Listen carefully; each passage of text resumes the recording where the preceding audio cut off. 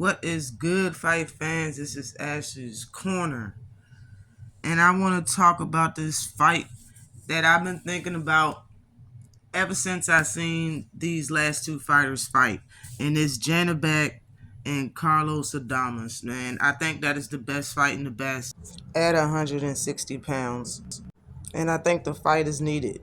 Besides that, I believe it's probably going to be the most entertaining fight at that weight class. But Janibek wrote this a few months ago. Carlos Adames, soon I will have two titles. You take your WBC world title, and we will fight for three titles in the spring. So he's down. Hopefully, Carlos Adames is down. I'm more than sure he would be down to take two titles, saying that he has, I believe, the WBC interim title. But starting with Janibek, he's 15-0 with 10 knockouts. He's ranked number 5 at 163. At 160 pounds in the world. His knockout percentage is 66.67%. He's been pro for 8 years. He has the IBF and the WBO title. He is the WBO and IBF champ. He's 30 years old, southpaw, 5'11 and a half with a 71 and a half inch reach. He's from Kazakhstan. He fights out of California. He's coming off a 2-fight KO win streak. Okay. Janibek got skills. I know everybody's seen that his last fight when he captured that IBF title. He got a lot of boxing IQ. Goes to the body very, very well. Janibek hasn't fought as many names but as Carlos Adames, but he does have the quality of fighters that he did fight has good records. You know what I mean? And for real, Chris Eubank is ranked number 1, and he wants to fight Conor Benn. You got the guy Liam Smith is ranked number 2 that just lost to him. So, why not? Adams versus Janibek. When it comes to who actually has the WBC title, that is Jamal Charlo, and Jamal Charlo's about to fight Jose Benavidez. So let's get it. Now, Carlos Adames is a problem. He's been a problem. He fights with seems like a lot of anger. But he beats the likes of J-Rock, as you can see in the picture, Montiel, as you can see in the picture. And I believe his fight right before that was, right after that, no, before that was Derevyanchenko. So his last 3 fights was J-Rock, Montiel, when he stopped them both.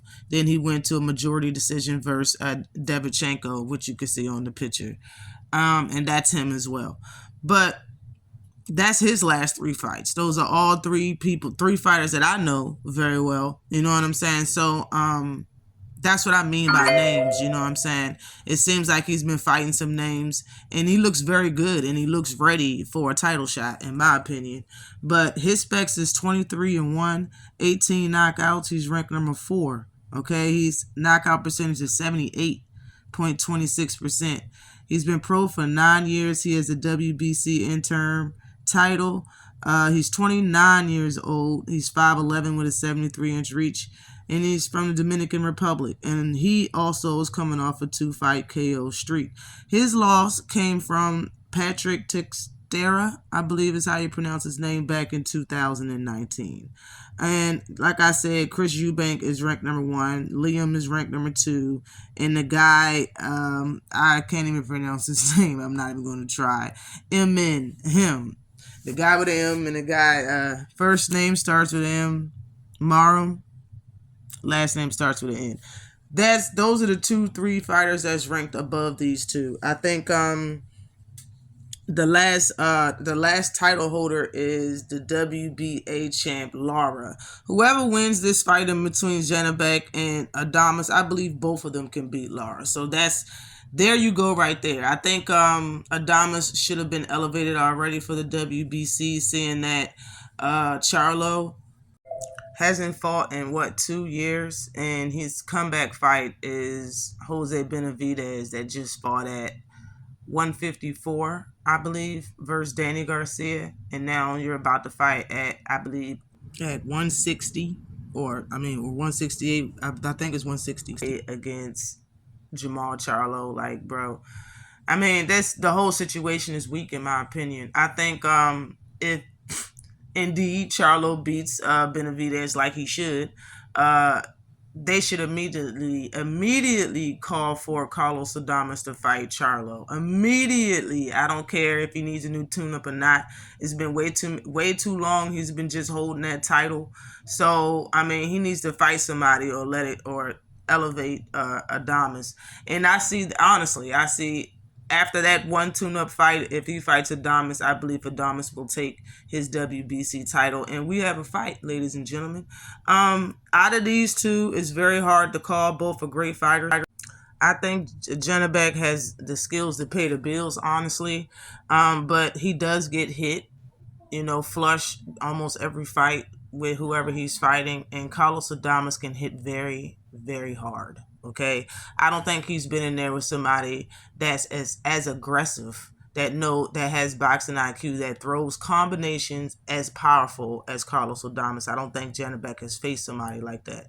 Janibek has a lot of skills. He goes to the body very, very well. He throws combinations himself. He's a slick fighter. He doesn't really not let punches.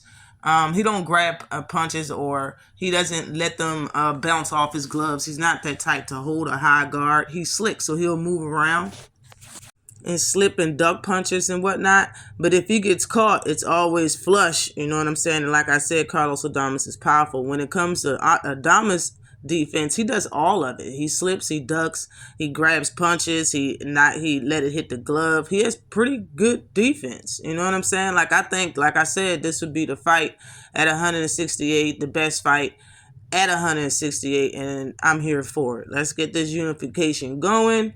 Let's get this undisputed going at 168, man. Hopefully 160 get on their business too, and all these other weight classes get on it. But this has been Ashley's Corner. Let me know what you think about this fight. Let me know in the comment section. Holla. Shout out to the LDBC. Peace. I'm out.